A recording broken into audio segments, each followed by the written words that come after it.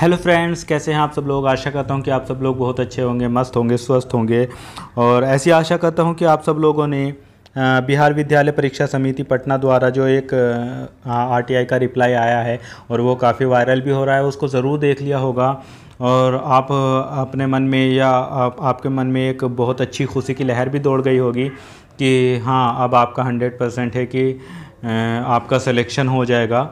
आपको अच्छी खुशी मिली होगी इस रिप्लाई को देख के।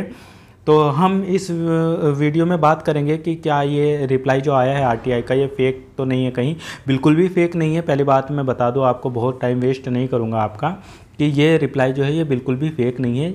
ये शाश्वत यादव भाई है, ये बदायूं से हैं। इन्होंने इस आरटीआई लगाई थी और उनको इसका जवाब मिला है। तो ये बिल्कुल भी फेक नहीं है, क्योंकि इसके साथ में लिफाफा भी आया है। मैं आपको वो भी लिफाफा भी दिखाऊंगा। सबसे पहले हम देख लेते हैं कि आपको इस नोटिस को बहुत अच्छे से और ध्यान से पढ़ना है। जब तक आप इसको ध्यान से नहीं पढ़ेंगे तो आप समझ ही नहीं पाएंगे कि आपका दूसरा एग्ज़ाम होगा कि नहीं होगा। और इसमें उन्होंने जो बातें लिखी है, कितने बच्चे कैंडिडेट पास हुए हैं, वो तो आपको पता है, सीधी सीधी उन्होंने संख्या लिख दी है। लेकिन सस्पेंस ये है कि आपका एग्ज़ाम होगा कि नहीं होगा। तो इस वजह से आपको इस नोटिस को बहुत अच्छे से ध्यान से पढ़ना है, समझना है। आप जैसे ही इसको अच्छे से पढ़ लेंगे तो आप खुद समझ जाएंगे, मुझे भी बताने की ज़रूरत नहीं पड़ेगी। आपको अपने से याद आ जाएगा, आप अपने से समझ जाएंगे कि हाँ, इसका दूसरा एग्ज़ाम होगा कि नहीं होगा। तो बने रहिए मेरे साथ में इस वीडियो में। सबसे पहले मैं आपको वो लिफाफा दिखा देता हूँ ताकि आपको भी पूरा यकीन हो जाए। इन भाई का नंबर भी दिया था, मैंने उस नंबर को छुपा दिया है। बाकी काफ़ी जगह तो बिना छुपाए ही ये वायरल हो रहा है, फिर भी मैंने अपनी जिम्मेदारी समझ के उसको छुपा दिया है। तो देखते हैं इसका लिफाफा। ये देखिए दोस्तों, ये लिफाफा है और ये बिहार विद्यालय परीक्षा समिति के सेवार्थ इस पर लिखा हुआ है। और ये देखिए स्पीड पोस्ट है। तो हाँ, लिखा है शाश्वत यादव और शाश्वत, सॉरी, और विलेज इनका लिखा है और इनके गांव का नाम लिखा, पोस्ट लिखा है, डिस्ट्रिक्ट लिखा है बदायूं यूपी, पिन नंबर वगैरह सब कुछ लिखा है, मोबाइल नंबर भी यहाँ पर दिया हुआ है। और इसमें मतलब सब कुछ लिखा है, ये कोई फेक नहीं है, ये रियल आरटीआई का रिप्लाई है। अब हम देख लेते हैं पूरा आरटीआई का रिप्लाई क्या है। दोस्तों, मैं आपको पढ़ के बता रहा हूँ, आप इसको बस ध्यान से समझिएगा। पढ़ने पे कम ध्यान दीजिए अभी। बाकी आपको ये टेलीग्राम चैनल वगैरह पे कहीं भी मिल जाएगा, या मैं भी अपने पे डाल दूँगा। तो आप इसको तब अच्छे से पढ़ लेना, लेकिन आप एक बार यहाँ पर समझ लीजिए। इसमें जो रिप्लाई आया है, देखिए, सूचना का अधिकार अधिनियम 2005 के तहत सूचना उपलब्ध कराने के संबंध में, इसमें उपर्युक्त विषयक आपका ऑनलाइन आवेदन संख्या ये, दिनांक इतनी इतनी, और ये सब कुछ लिखा है। उसमें लिखा है कि आपके द्वारा जो भाई ने जो 3 बातें उन्होंने अपनी आरटीआई में लगाई थी, उन बातों को समझिए।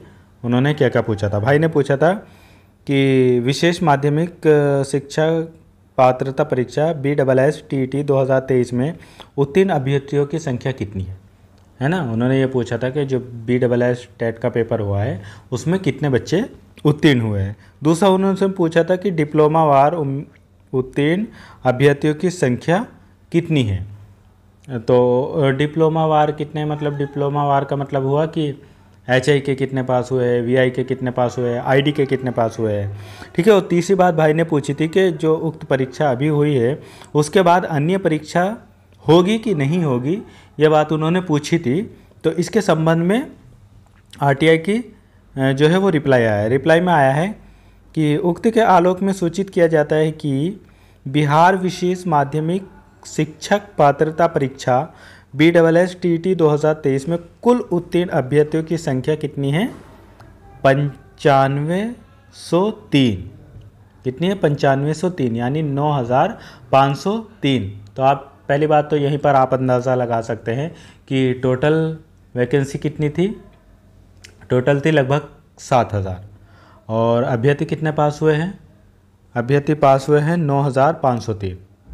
तो किसी भी हाल में हमको नहीं दिखता है, किसी भी हाल में हमको ऐसा नहीं लगता है कि मेरिट लिस्ट बनेगी, क्योंकि जितनी पोस्ट है उससे ज़्यादा अभ्यर्थी पास हुए हैं। और ये आरटीआई का रिप्लाई है, तो 100% उन्होंने फेक डाटा नहीं दिया होगा, जो रियल डाटा है वही दिया है। इसके अलावा उन्होंने बताया है कि उक्त परीक्षा में डिप्लोमा वार उत्तीर्ण अभ्यर्थियों का डाटा वांछित रूप से संधारित नहीं होने के कारण सूचना उपलब्ध कराने में व्यवहारिक कठिनाई। ठीक है, उन्होंने बता दिया कि अभी अलग अलग वीआई के कितने, एचआई के कितने और आईडी के कितने हैं, वो डाटा अभी ये अलग अलग नहीं कर पाए हैं। हो सकता है अभी उस पर काम चल रहा हो, कुछ दिनों में वो भी पता चल जाएगा। जब वैकेंसी आएगी तो हो सकता है रिज़ल्ट वगैरह दे। चलिए, उससे अभी इतना मतलब भी नहीं है, हमको कुल अभ्यर्थी कितने पास हुए हैं अभी ये पता चल गया है। अब इसमें ध्यान देने वाली बात यह है, जो तीसरी बात भाई ने पूछा था कि इस परीक्षा के बाद में अगली परीक्षा होगी कि नहीं होगी, उसका जवाब उन्होंने क्या दिया है ये ध्यान से देखो। इसमें लिखा है कि अन्य मांग की गई सूचना उक्त परीक्षा के विज्ञप्ति संख्या PR 426/2023 में अंकित है। इसका मतलब समझा? इसका मतलब ये हुआ कि जो भाई ने पूछा था कि इस परीक्षा के बाद में अगली परीक्षा होगी कि नहीं होगी, तो उन्होंने सीधे शब्दों में कह दिया है कि इस परीक्षा की जो विज्ञप्ति से है, उन्होंने विज्ञप्ति संख्या भी बता दी है, आप उसको देख लीजिए, उसमें जो लिखा है वही होगा। तो इसका मतलब जब वैकेंसी आई थी, तो जब ये विज्ञप्ति आई थी तो उसमें साफ साफ लिखा था कि आपकी जो ये परीक्षा हो रही है, ये परीक्षा केवल सर्टिफिकेट, मतलब ये क्वालिफाइंग है ना, और सर्टिफिकेट लेवल की है, सीटेट की तरह है। ठीक है, और ये कोई जो वैकेंसी नहीं है। तो इसका मतलब अब आपकी जो है अगली परीक्षा होनी है, 100% आपकी सेकंड परीक्षा होनी है। ये सर्टिफिकेट लेवल की परीक्षा हो चुकी है, अब इसमें जितने अभ्यर्थी पास हुए हैं उनको दूसरी परीक्षा 100% देनी है। आप इनकी बात इसी बात से अनुमान लगा सकते हैं, क्योंकि अगर इनको दूसरी परीक्षा करानी ना होती या मेरिट लिस्ट बनानी होती या कुछ भी, तो ये तो सीधा सीधा शब्दों में लिखना था ना, इसका तो जवाब सीधे सीधे शब्दों में दे सकते थे। लेकिन उन्होंने सीधे सीधे शब्दों में नहीं कहा कुछ भी, सीधा सीधा उन्होंने कह दिया है कि आप विज्ञप्ति देखिए। तो विज्ञप्ति तो हम सब लोगों ने देखा है, उसमें तो सीधा लिखा है कि आपकी दूसरी परीक्षा होगी, है ना। ये तो केवल सर्टिफिकेट लेवल की परीक्षा है आपकी। तो इसलिए आप अभी से, आज ही से बिल्कुल तैयार हो जाइए।